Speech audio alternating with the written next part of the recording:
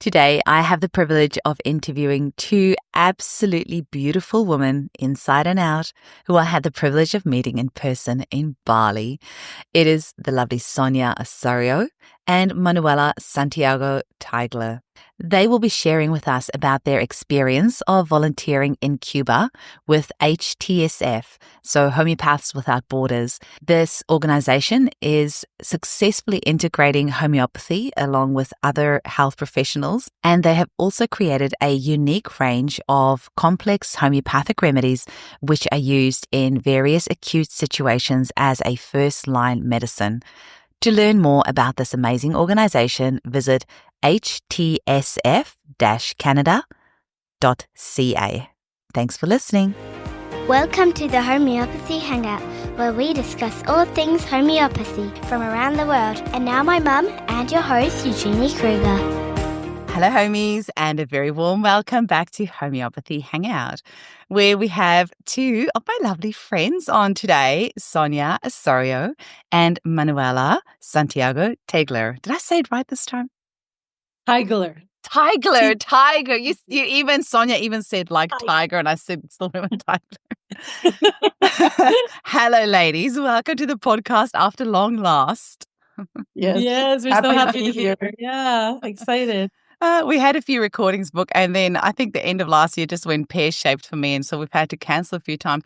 But we got to meet each other in person in Bali in September, and so it just feels like we're old buddies just hanging out, and other people just get to listen around the world, which is so cool, hey? It's amazing. Oh. Now, as with the tradition, I'd love to hear how you were first introduced to homeopathy before we talk about an absolutely amazing organization that you two have been so excited to share with our listeners. So who wants to go first? Do you want to go paper, rock, scissors? Come on, do it. Paper, rock, scissors. Rock, scissors. Oh, did you both do scissors? Okay. Okay, Sonia, you start. Okay. I see this is going to take forever otherwise. Yeah. How did I get into homeopathy? I have a background in massage therapy and therapeutic yoga and meditation. And I was working a lot with people as a massage therapist and hearing a lot of stories that they were describing, and they were talking about how they experienced their pain or how their pain started. And I realized that there's stories in the body. And I was thinking there has to be some way to address this beyond just physical touch. And then I attended a lecture at a local university, and it was by the founder of the homeopathy school that Manuela and I both studied at, actually. And she has a background in physics. She's a quantum physicist. So there was this whole, scientific way of presenting what homeopathy was. And I realized this is a medicine that can answer all the questions globally that my patients were experiencing, like where their pain started, what's the etiology, what are the symptoms. And I was fascinated. So out of nowhere, I just came home and announced to my partner at the time, I'm going to study this medicine. And he said, what are you talking about? What is it? And I said, it's the answer to everything. But for me, it was something that was grounded in science. It was something that could potentially alleviate pain, suffering, struggle, and confusion. And so it held deep practical and almost spiritual value for me. That's beautiful. And you're welcome to name drop that college. It's called MICH, M-I-C-H, the Montreal Institute of Classical Homeopathy. With the incredible Julianne McNamara, who has very generously donated to the podcast in the past. I had no idea. I just looked and I'm like, somebody made a donation. Who is it? And checked it was her. And I had her on the podcast. And she is one of the most inspirational women I have ever met. And if you haven't listened to her podcast episode, I think there's 3 of them now because 2 of them were recorded like lectures of your college and one was an interview. Holy moly, she's incredible. And you ladies are so lucky to have studied with her. It's amazing woman. And Julianne teaches from wholeness. She teaches from and about wholeness. And I realized homeopathy is her tool to do that. And that's really what inspired me. And I think her personal story as well. She's got an incredible personal story of how she found homeopathy. And Carla Marcel, also on your podcast, she talked about the HTSF complex. Those are the remedies specific to homeopath and therapists without borders. Yeah. And Manuela, you have such a busy life already. I don't know where you found time to study homeopathy and then go volunteer. I'm like, I was lying in bed last night thinking, how does she do it? But anyway, maybe you can tell us a little bit about your story of how you found homeopathy. Well, I'm definitely very energetic. That's for sure. You know, it's funny. Homeopathy first came to me from a friend of mine whose name was also Sonia. Oh, She talked about it to me way before when I had kids, and I thought, oh, that's interesting. And it kind of was like a seed she planted in my mind, you know? But what really brought me to homeopathy was once I had kids. And then I was like looking at my beautiful babies and being like, These are too perfect. Like, I want something that is as perfect as them, you know? So I started getting more interested in homeopathy. And that was where I started actually studying it as a first line, you know, like first aid course. But what totally blew me away was when my eldest was starting to have some very serious health issues and also behavioral issues. And it was very, very worrisome. And that was my first true experience to seeing what one well chosen remedy could do. And overnight, it changed everything for our family. And that is when I went, wait a second, what is this stuff? And I went to an open house at Mish and I really felt like I had come home. I went to that open house and we talked about homeopathy, we talked about holism, we talked about, you know, what is possible. And when we really sit in a place of holding space and seeing a human for all that they are, not just parts and pieces but everything, you know, and how that is the movement that we have is we want to be whole. We want to be, you know, in equilibrium, right? So yeah, that's what brought me to homeopathy was really seeing the change that it could bring to someone that was really suffering, you know, and this little boy that was really suffering and just seeing him completely turn into this vibrant child, you know? I Yeah. love that. And then somehow both of you just kept your passion alive and found HTSF. You're going to have to like tell us what it is and how did it come across your path? HTSF is actually something that we do hear about in the school as we're studying because there's teachers that volunteer with and are co-founders, right, with HTSF that are in the school. So they come and they kind of tell us about it and they give us some ideas of how homeopathy can be used in another way because it's a classical school. So we do have the foundations of the classical homeopathy, but in HTSF, it's complexes. So it's a whole other way of using homeopathy where you're mixing more than one remedy in one remedy. yeah. Right. But I think just seeing what the work that they were doing around the world, because they have different projects, really inspired us. And then we wanted to be part of it. Right. Right. So Yeah. I don't know. So HTSF stands for Homeopaths and Therapists Without Borders.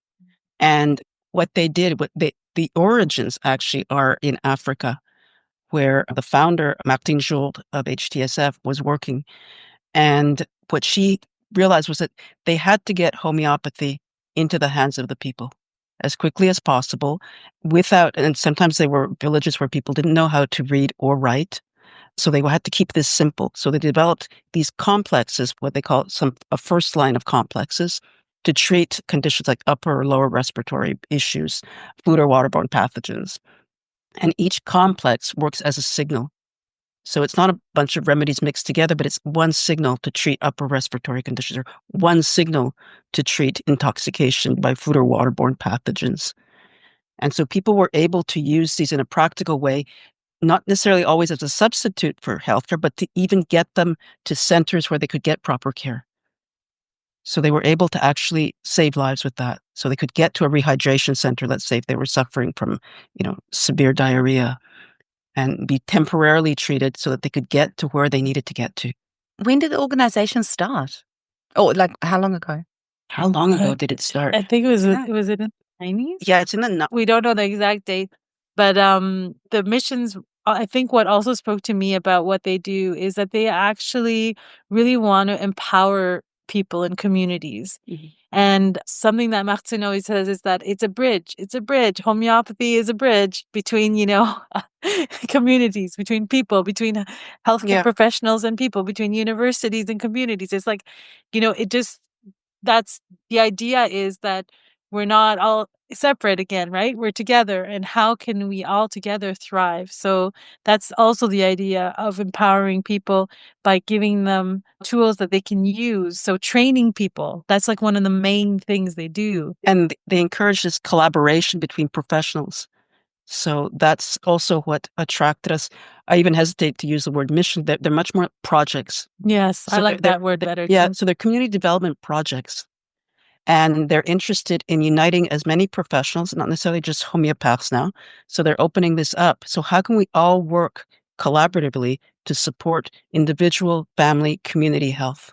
Mm. And that for me was the essence of one of the reasons I went to Cuba. I thought this kind of a vision holds the potential of what homeopathy and other modalities can do.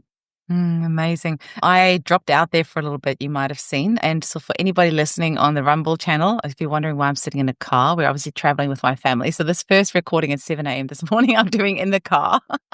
So if you said anything and maybe I looked a little bit strange while you said it, that would be why, because I was freaking, I was freezing. Tell me a little bit about your trip to Cuba. And when did you go, and what was the mission, and who went with you, and just basically all the details. And if I freeze in a funny position, just keep talking. Well, we went, it was about 2 years ago, March 2 years ago. And it was an interesting group because a lot of people that were going were homeopaths, but a lot of them also had other backgrounds like acupuncture or pharmacists. So it was interesting to get like a bit of a mix of people. And we actually went, it was just for a 1 week, and it was a training and collaborative like project where we were going to discover a bit what they had been working on, but we were also exchanging with them as professionals as to, what our knowledge and how we can support them. And it was headed by Martine herself and also Dr. Prado. So Dr. Prado is like a very well-known doctor in Cuba, and he is extremely innovative man. And it's hard to really talk about everything he does, but one of the things that he does is he works with dense water, which is the fourth state of water. And he uses dense water, but he also uses it with homeopathy, with aromatics, with light, with honey, with so it's really interesting because the way that they're using homeopathy in Cuba is very different from them what we're used to seeing. Like they do have classical homeopathy and like core remedies, but they also have the complexes. And then they also have this other project that was extremely interesting about epigenetic health. Yeah, because everything is based on epigenetic health and this notion that how can medicine be adaptive to the needs of the people? So they're looking at the different ways that they can work with not just homeopathy, but like Manuela mentioned, different substances that they see as signalers. So they're talking from an epigenetic perspective. So you would use an herb as a signal or a homeopathic complex as a signal to create more fundamental change or to get the remedy in a deeper way. And they had to start working with the complexes because it was essential if homeopathy was going to be integrated into their health service. It had to reach as many people as possible in a very efficient way. And that was the reason for the complexes there. And it was in Cuba that they had that really successful homeoprophylaxis with the leptospirosis in like 2007-ish, where they homeopathically immunized 2.8 million people or something like that with like something like 95% success rate. And they used one of the HTSF complexes for the flu that they call Norigrip. And they treated the H1N1 epidemic as well as the most recent one with COVID. Oh, wow. And what's really, really interesting, and I really want to mention this here, is that Cubans are extremely well organized. Sometimes people think that maybe, they're not well organized because, it's not North America or Australia or whatever. But they actually back everything with research, and they really take the time to have it all written out. Like the data is there. Like if people want data, this is a good place to go to because they have so much of it, and it's all really well organized, and they're very finicky about that. So I think it's really interesting to tell people also about that side of things because they find it's really important not only for it to be grounded in something that's very because they want they want to know, does it work? Or it doesn't. Like, they don't have time to lose, they don't have that much access to, like, for example, pharmaceuticals and stuff. So they need things that are going to be efficient, and they need things that are going to be efficient quickly and for large communities, because everything in Cuba is all about large communities. And that's one thing that's interesting, because the founder of HTSF, Martin George, one of her backgrounds is in epidemiology. So, she was well suited to kind of help the Cubans in that way with the complexes, to have that bigger vision of how do we get this into people's hands in a way that can be, at large. And everything that's in the universities, everything that's studied and found out goes straight back into the communities. Mm-hmm. Like the knowledge that aren't kept at the university level or at the government level. Like it's obliged, like everyone that is a doctor, for example, is obliged to not only work at the university, but also go out into the communities. So everything is very it's different, I find, than a lot of other countries where we're like kind of separated, and I love that image of when we were at the farm, because when we were there, we went to different places. We went to the Children's Neurological Institute. We went to the Matanzas Medical Institute, where, by the way, it was so healing as homeopaths, because the whole, all these busy doctors, 40 of them, took time out of their day to come and greet us and thank us as professionals, as health professionals, for coming to Cuba. And even the rector came and sat with us. And we were just like, oh my God, it just was so validating to have that type of rapport with other medical health professionals. And I think that was what inspired me, anyhow, the most, was it's amazing what we can do when we get out of our own ways, and that we actually collaborate, and we're going to put the people that we serve first. Yeah, and that's their priority. One of the doctors even told us, he says, medicine is not meant to stay in the universities, it's for the people. And we saw that played out time and time again. And when we were the Children's Neurological Institute, they treat the entire family. Mothers were coming there with their children. The dogs would be down on the ground playing with balls and stimulating the nervous system of the child and explaining to the mother what they had to do. It was so inclusive. So not just with us, but they bring the family into the healing picture. That's amazing. I just want to add to that Dr. Bracho from the Finlay Institute in Cuba, who now lives in Australia, actually did a speech at the AHA conference in November 2023, November 2023. And he explained exactly that, how organized they are. He had all the data of everything that they've ever homeopathically immunized with. And he was saying how they would get in a van and they'd drive here. And then he said the police would even come.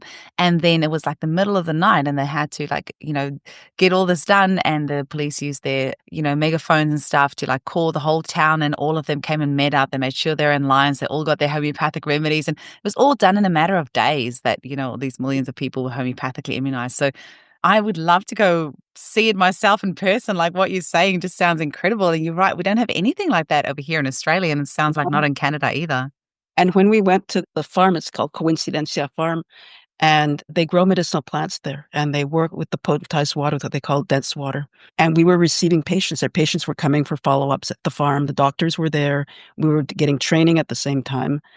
And what stands out for me was at midday, they served 40 people, 40 of us, including patients, doctors, everyone, with the food that was grown on the farm. And we were all sitting around the same table.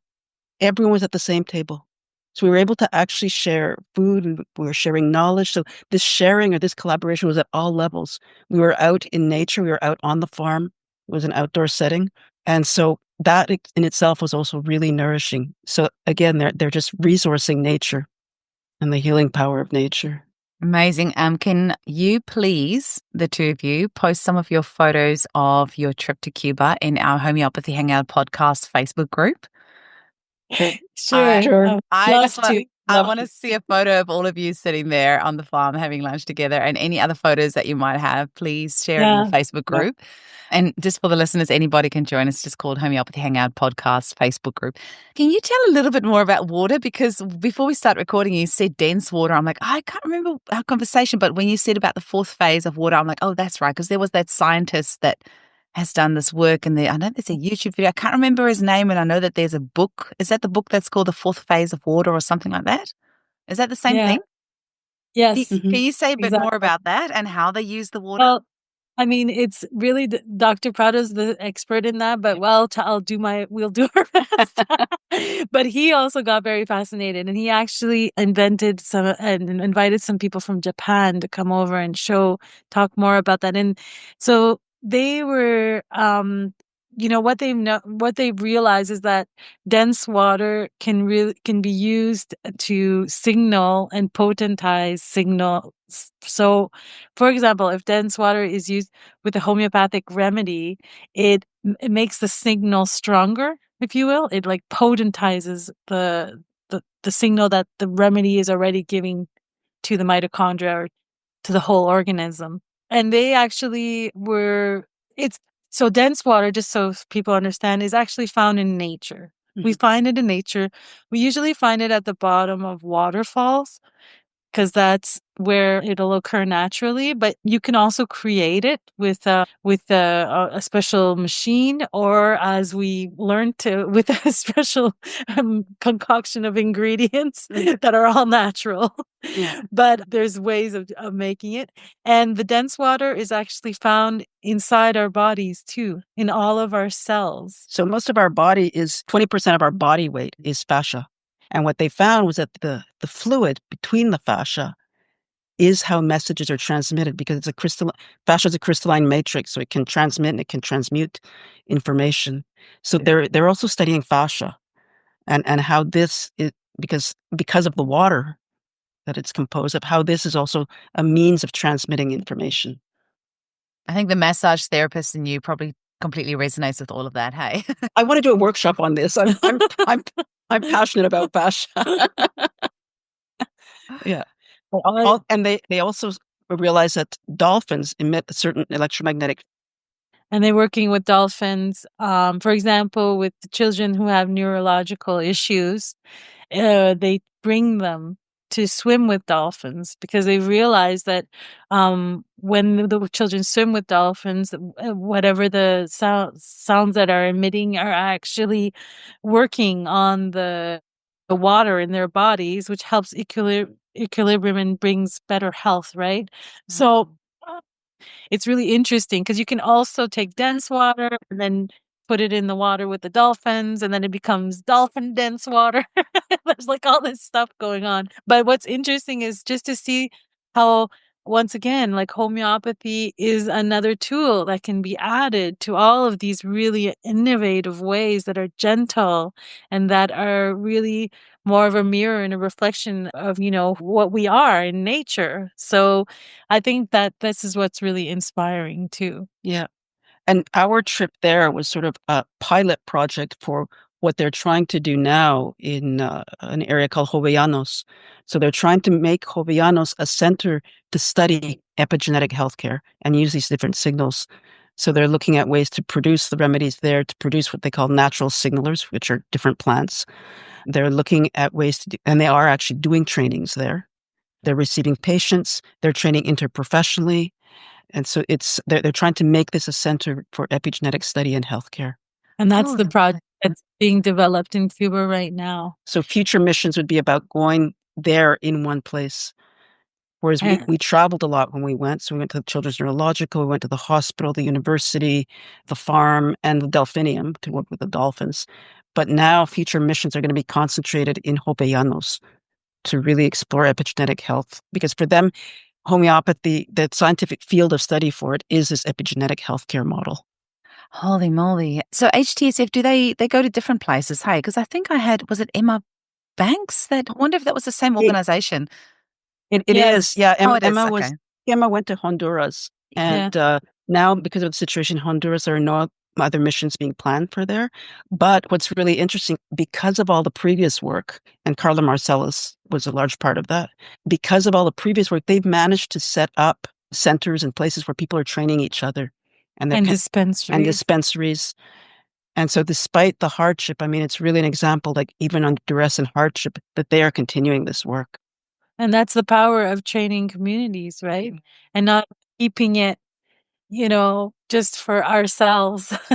It's also giving it back, you know? Amazing. Like in the way we see it, I think that like for me, we have a lot of knowledge that we can share as homeopaths that we should be sharing, to get so that we can create these bridges and communities and help them really thrive, whether it be helping them treat the soil, helping them save the cow so that the family can survive. Like these are things that are like important. So, and I think that like an organization like HTSF kind of answers to these needs without taking away the role of a homeopath. Like homeopaths will always be needed and our expertise will always be needed. There's no way that we can ask like people that haven't studied homeopathy to understand our 8,000 or 10,000 remedies and how to prescribe a core remedy, all that stuff. But we can definitely give them tools that, can really support them in their journeys. So I think that's the message too, like let's get creative. Let's help each other out. Let's collaborate. Let's collaborate between professionals too. Like this is what HTSF is trying to do. Like, come, you're an acupuncturist, come, you're an osteopath, come, let's do it. In Cuba, there's homeopaths, there's osteopaths, there's acupuncturists, and what you're going to be learning from them and then from other homeopaths or other professionals, well, it's going to be interesting for you when you come back because you're going to have possibilities. So with HTSF, do they get all sorts of professionals from around the world? So it's not just homeopaths. So any, like you say, osteo or chiro or acupuncturist or whatever can get in touch with HTSF along with the homeopaths from all around the world and then go to Cuba. Right now, that's what they're trying to integrate, but what they call the first line training, so the first 12 introductory remedies, I believe you have to be a homeopath to do that training. And they ask that if you want to go on a mission, you become a member of the organization first, and then you do the first line training. And then for every mission or project, there's a pre-training. So there is a commitment. So you don't just show up and say, I'm traveling with HTSF on mission. So membership, first line training, pre-training for any missions, and then you can go on the trip. Yeah. And this is being all set up. So I just want to be clear that, it's a project that right now they have a space and they're doing it. And there's people that are actually going like this weekend, in February to do it. And they're planning on having like a second cohort, maybe in April of 2025. So we'll see how that works out. But theoretically, what they would love is for a place to be like a busting place where people can go multiple times a year and professionals that aren't homeopaths can also participate so that it's like a multidisciplinary collaborative space, right? Which is what we were talking about, like how they do the integrative healthcare over there. And what they're setting up in Jovellanos will be a training center. So they are very much interested in Jovellanos. You don't necessarily have to be part of HTSF to train people interprofessionally. Oh, so cool. And to see patients. I do want to mention, though, the situation in Cuba is extremely difficult. So we don't know, like Cuba is one of those countries where you just don't know how things are going to go. For example, when we were there 2 years ago, we could still get around, but now it's very difficult to find any type of petrol. So, stuff like that is always a challenge. And there's a lot of electrical outages, stuff like that. So even when we do talk about coming to Cuba, people do have to be aware. It's not like going to a resort, It's different. Yeah. And they don't know how long the power will be out for sometimes. So there's issues around refrigeration.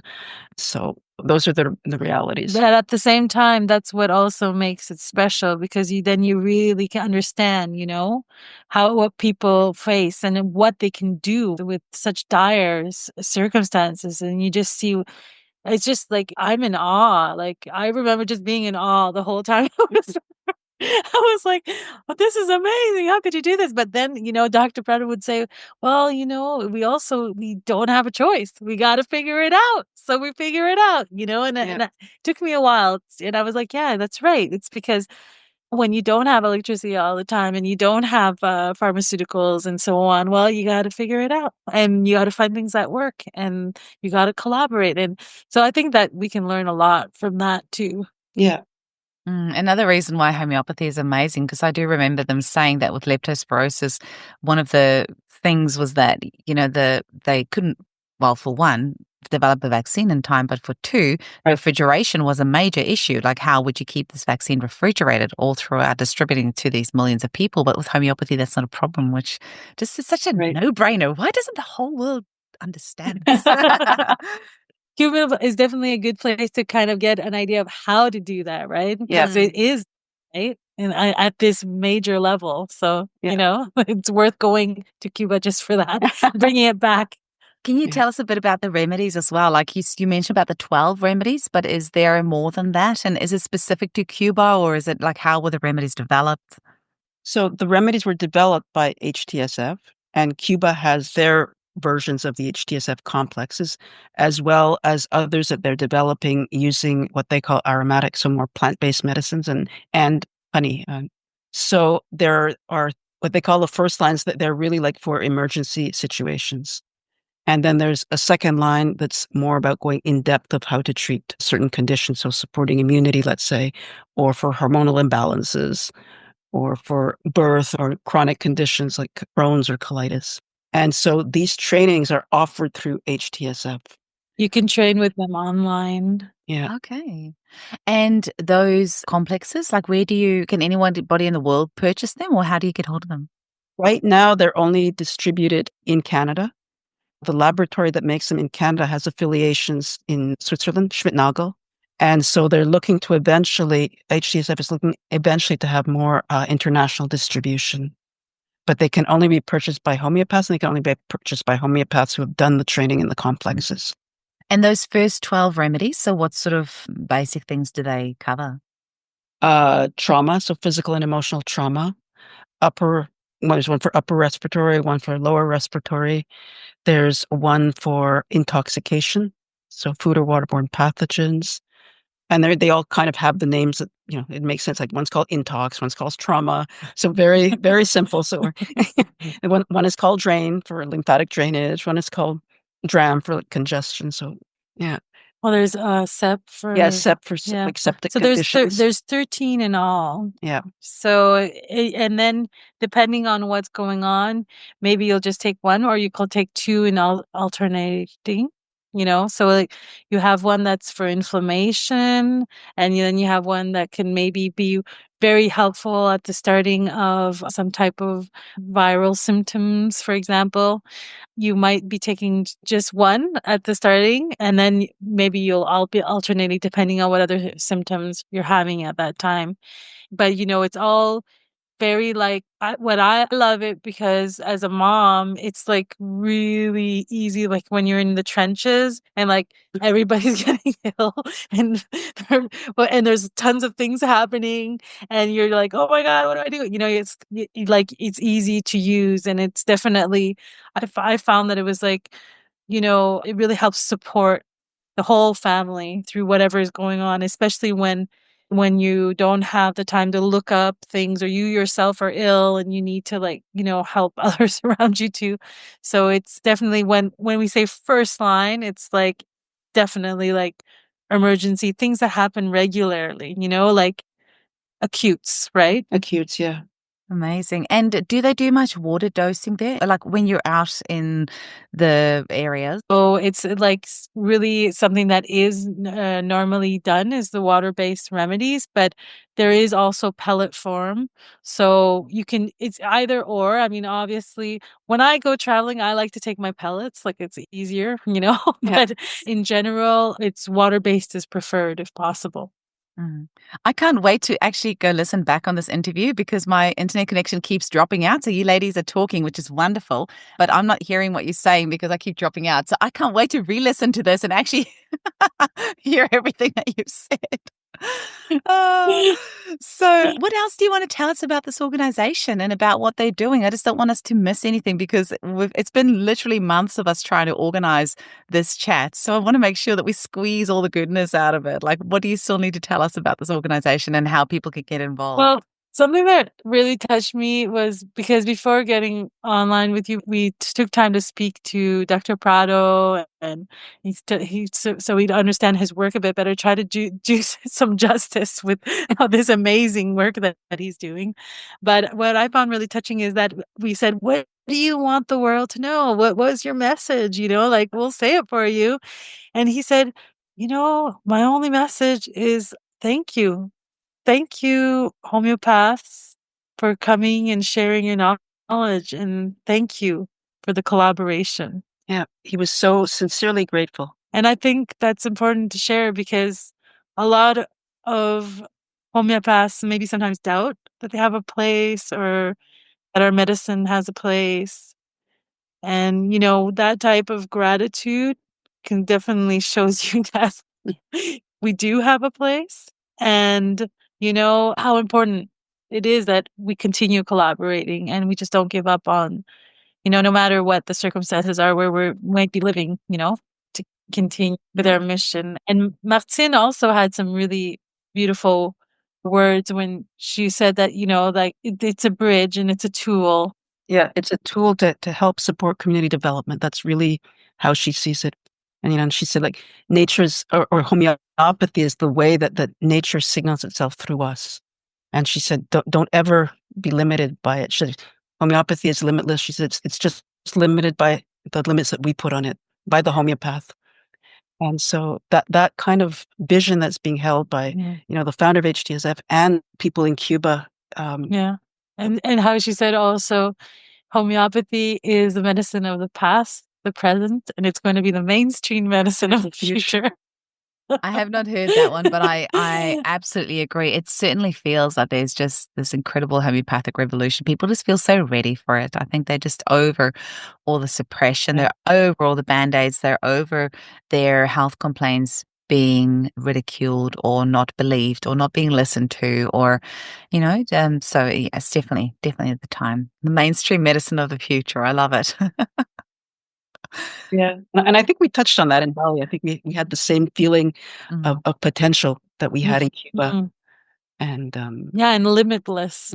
Yeah. Yeah. So I think that, for us, it was just we really wanted to be able to spend this time with you, Eugenie, because we wanted to get that message out for like all listeners, homeopaths, non-homeopaths, people are doing it and they're exploring and they're using it and there's amazing things happening. We might not always be aware of them, but they're there and every day. And it's been going on for a long time. That's why we're saying it's the medicine of the past also. Yeah.